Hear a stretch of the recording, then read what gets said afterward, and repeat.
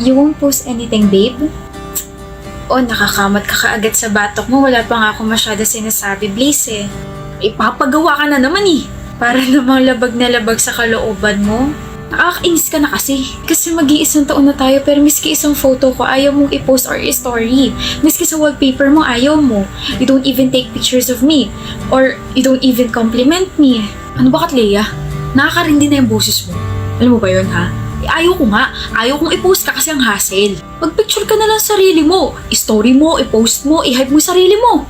Pero kapag ibang babae, nagagawa mo mag-comment sa mga post nila. Na ang ganda nila, na ang cute nila, na bagay sa kanila yung mga damit nila. Pero sa akin, ang hassle, dadrama ka na naman. Karindi! Sakit sa tenga. Basic. Maliit na bagay lang naman yung hinihingi ko. I just want you to appreciate me. Diyos ko, parang yun lang. Never mo akong tinrato na girlfriend mo. Alam mo ba yan? Tiga utos, pwede pa. Katleya, bili mo nga ka ng Yossi. Katleya, bili mo kami ng mga kaibigan ko ng alak. Katleya, ninisin mo yung kwarto ko. Katleya, gawin mo yung assignment ko. Ano ba kita natiis? Kasi mahal nga pala kita. Nakakapagod din pala, no? Yun na nga lang yung silbi mo, nagre-reklamo ka pa? Alam mo, tama nga yung mga tropa ko eh. Maarte ka. Kaya dapat sa'yo palaging inuutusan para magtanda. Dalawang sampal lang yan, baka magreklamo ka pa. Break na tayo, lul. Let's go. Bakit? Ang ganda mo, miss. Sino ka nga ulit? Pangalan ko po, Katleya. Girlfriend mo po, Dylan. Girlfriend kita? Kaganda naman na ba? Bagay sa'yo yung dress mo. Siyempre, ikaw bumili. Uy, kahit di ko yung binili, bagay sa'yo lahat ng mga pinipili mong damit. Naks. Isang pose nga dyan. Yung heart pose mo naman, miss. Yan! Bi, dito ka dali. Picture na kita. Nahiya ako. Bi, ang daming tao. Ano sabi ko? Flaunt and pose. Tama. Flaunt and pose. Yan! Nakaganto, babes. Smile. Tapos tingin ka sa gilid, pakita mo yung nakakahiwa mong jawline. Visit. Yan! Ang ngiti, parang in love ah. Tagal na. So happy for you, Frenny. Binigyo ka lang ng ex mo dati, pero ngayon kulang na lang mag-slide ka sa baghari mo. You and your words talaga. Ang tanong ng taong bayan, nasa tamang tao na ba? Oo. Nasa tamang tao na ako. Dylan. Kobe. Nasa tamang tao ka na ba? Uy, ako rin. Nasa taong tama na. Nilalanggam na ako rito. Makaalis na ang buwisit. Liga na? Okay, baby. Hoy, Jessie. Thank you for calling me. How may I help you? Oh. I found your ID sa my field. Here you go. Wait, crush. Ilalagay ko muna sa calendar ko na pinansin mo ako ngayon. I said I found your ID. You found my ID? Yep, here. No, crush. You found me and then I found you. Okay ka lang? I'm not Jessie J, but I think you're now my flashlight. Light. Pero pwede din naman ako maging si Jessie Saragosa. Kasi parang di ko yata kaya pag sa buhay ko wala ka. Jessie Saragosa yun, di ba? Nauntog ka na naman ba? O ano naman pinagsasabi mo? Sinusungitan mo na naman ako, kawawa naman ako. Paalog ka nga sa kaibigan mo para tumino ka naman. Matino ako! Sorry. Na-offend ba kita? Matino ako pero kapag kaharap kita ako ay nawawala sa sarili ko para Christian?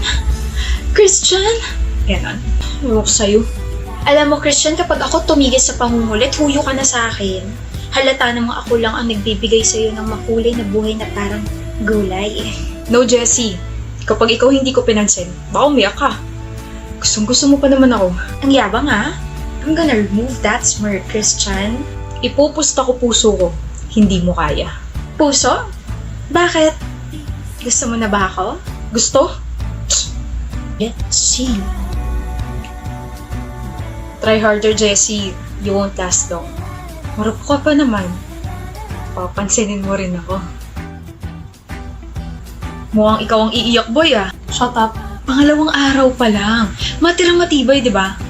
Pero sa pagkakakilala ko kay Jessie, bro, hindi marupok yan. Mataas pride niyan. Kaya kung ako sa'yo, pansinin mo na. Umamin ka na. We had a deal. Deal mo mukha mo. Parang ewan kung makangiti kahapon tapos ngayon, Mas masama pa mukha mo kaysa sa akin na bumagsak sa pre-cal. Bahala ka. Baka malate ka niyan.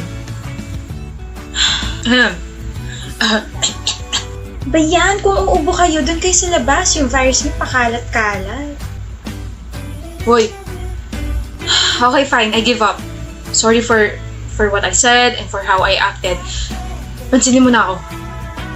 Oh, Christian, nandiyan ka pala. Kanina ka pa? Hindi mo ba ilalagay sa calendar mo na pinansin kita ngayon? Na natalo ako sa challenge natin? Bakit ko ilalagay yun? Sino ka ba? Seryoso ka ba? Mamaya na pwede. May ginagawa kasi ako. Shoo! I'm gonna shoo away. Lagot ka, Christian. Hindi na siya yung Jessie na may gusto sa'yo. Tigilan mo nga, Koy. Nakakarindi ka. Parang ang demonyo dyan ng bulong ng bulong. Oh my gosh, William. Oh my gosh, why my baby? Pupunta rito yung favorite group ko. Pumila ka sa likod. They're going to have a concert here. Period with a dot. Oh my gosh, pupunta ako. As you should, sis. Go get that ticket, girl. Slay, queen. Sis? Slay? Can you not? Chinicheer na nga kita, ayaw mo pa? Inaasar mo na naman ako eh. And why are you talking like that ba? Saan mo natutunan yung mga words na yan? So you, I'm not talking like that kaya. Pero palagi ko nakikita mga comments mo sa mga friends mo. Slay, queen, tapos may ganun pang emoji. Whatever. So ano, pupunta ka ba? Of course, I can't miss that concert. Sino kasama mo? Ako lang mag-isa. Wala naman akong friends sa same interest sa akin. Ayos, kawawa naman ang baby. Well, kaya ko naman sarili ko eh. Just drop me off sa concert. Anong drop you off? My condo's too far sa mismong concert place. Sino may sabing ihahatid kita? You're harsh, William.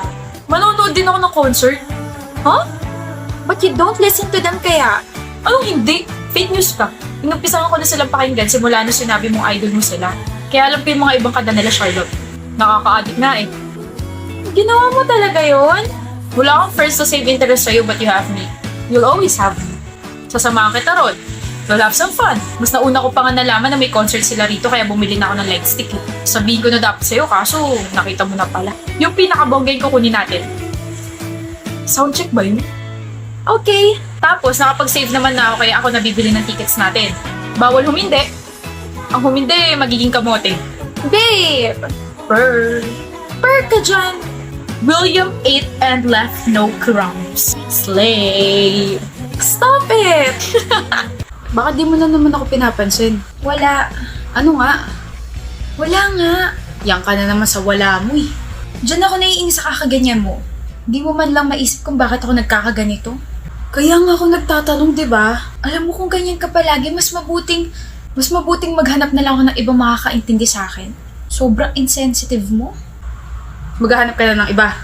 Oo. Okay. Eh di maghanap ka ng iba. Wala na akong pake sa'yo. Saan ka pupunta? Aalis na. Ano bang gagawin ko rito? Magmukmok. Hoy, joke lang. It's a prank, baby. Ayun yung camera, oh. Prank lang to? Oo. Prank na naman? Kailan ka kaya mapapagod kakaprank sa akin, Chels? Tuwang-tuwa ka ba na pinaglalaro mo emosyon ko? Prank lang naman. Joke lang ganun. Pangit naman ito ka-banding. Chels, hindi sa lahat ng oras maiintindihan ko yung ginagawa mo. Akala mo ba madali lang makawala sa pag-overthink? Paano kung may iba ka na talaga? Wala naman kasi, B. Grabe na trust issues ko sa'yo. Alam mo siguro dapat ngang maghanap ka na ng iba. Pagod na ako sa'yo. May gana ka bang tumawa? Alam ko na yan. Ano? Ayun yung camera, oh. Kala mo hindi ko makakita, no? Pinaprank mo ko eh. Hindi naman ako yan eh. Darcy, sorry na, prank lang talaga yun. Hindi naman ako maghahanap ng iba. Ikaw pa may ganong umiyak? Hindi talaga naka-on yan kasi cellphone yung ginagamit kong pang-prank sa'yo eh. Sa wakas, nakaganti na rin. Prank mo pa ako ah. Tama, nakakalaro sa emosyon ko, bebe. Last na yung kanina. Kapag inulit mo pa yun, ay naku talaga. Buisit ka. Ikaw na una, tapos ako pa buisit? Grabe talaga. Sino ba kasing nagpausin yung breakup prank na yan? Kakasira ng emosyon. Hindi ka na, yayakapin na lang kita.